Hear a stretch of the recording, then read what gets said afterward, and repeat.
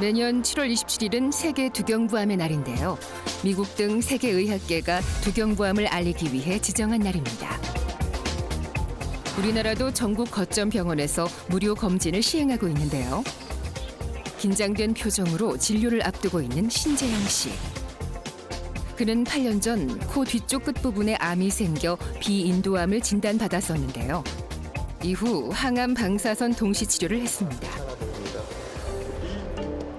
입안과 혀 안쪽, 귀, 코 안까지 검진하는 의료진. 내시경 검사 결과 별다른 이상이 발견되지 않았는데요. 의료진은 비인도암의 재발 가능성 여부와 최근 재영 씨가 앓고 있는 난청과의 연관성까지 꼼꼼하게 점검합니다. 혈관도 조금 늘어나 있죠. 현재로서는 암은 재발의 증거는 전혀 없습니다. 내년 정도에 예약하셔도 되지 않을까 싶은데요.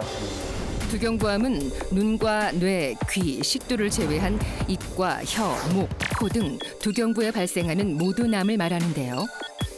인두, 후두를 포함하는 목 전체와 코 주변의 부비동, 혀와 입안, 후두개에서 성대에 이르기까지 다양한 부위에서 발생합니다. 암 등록 통계에 따르면 후두암이 1,146건으로 가장 많이 발생하며 인두암, 설암이 그 뒤를 잇고 있습니다. 먹고 말하고 숨 쉬는 데 있어서 아주 굉장히 중요한 기능을 하는 두경부 영역입니다. 그래서 이 부분에 어떤 암이 생긴다면 그로 인한 기능의 손실, 또한 그 암에 대한 치료 과정에서 생기는 또는 기능의 손실이 우리의 삶의 질에 굉장히 큰 영향을 미치게 되죠. 그래서 이러한 암에 대한 적극적인 조기 발견과 조기 치료가 아주 중요하다고 생각합니다. 입안 같은 경우는 쉽게 볼 수 있고 성대 같은 경우는 목소리가 변하기 때문에 오히려 조기 발견돼서 조기 치료가 가능한 경우가 많습니다. 그렇지만 오히려 인두 같은 경우는 덩어리가 형성이 돼도 아주 커지기 전까지는 증상을 일으키지 않거든요. 그럴 경우에 오히려 더 늦게 발견되고 전이된 병변 때문에 발견되는 경우가 많아요. 그런 경우에 치료도 어렵고 예후도 또한 좋지 않아지는 겁니다. 두경부암은 전체 암 환자의 2.1%를 차지하고 있지만 최근 발병률이 급속도로 늘어나고 있는 암 중 하나인데요. 암의 진행 속도가 빠르고 암의 위치상 수술이 매우 까다롭습니다. 두경부암에 대해 잘 알지 못해 초기 치료를 놓치는 경우가 많은데요.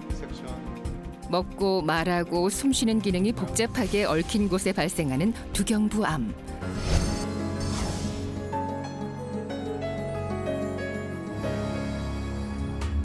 퇴원을 앞두고 담당 주치의인 이비인후과 정영호 교수를 만났는데요. 이렇게 수술한 게 이게 그때 처음 보셨을 때 사진입니다. 이 왼쪽 아래편에 이렇게 좀 딱딱하면서 헐어 있는 부위가 있었어요. 크기는 2.5cm 정도 됐었고 잠재적인 임파선 전이가 있을 수 있기 때문에 수술을 같이 시행했던 거고요. 설암의 크기는 2.5cm.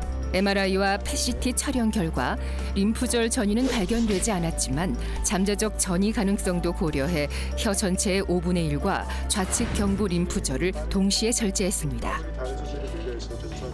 구강에 생기는 궤양들은 대체로 2주 안에 낫는 특성이 있지만 그렇지 않은 경우 전문의의 진료가 반드시 필요합니다. 구강암 같은 경우도 치아 어느 한 부위가 날카롭거나 썩어 있거나 그러면 거기랑 계속 만성적으로 그게 한두 달 내에 그런 게 아니라 1, 2년, 10년 이렇게 자극을 받다 보면 그 부위가 암으로 발전할 수 있는 거거든요. 그래서 그런 구강위생, 구강 치아 관리 같은 것도 잘 하시는 것이 중요할 거라 생각됩니다.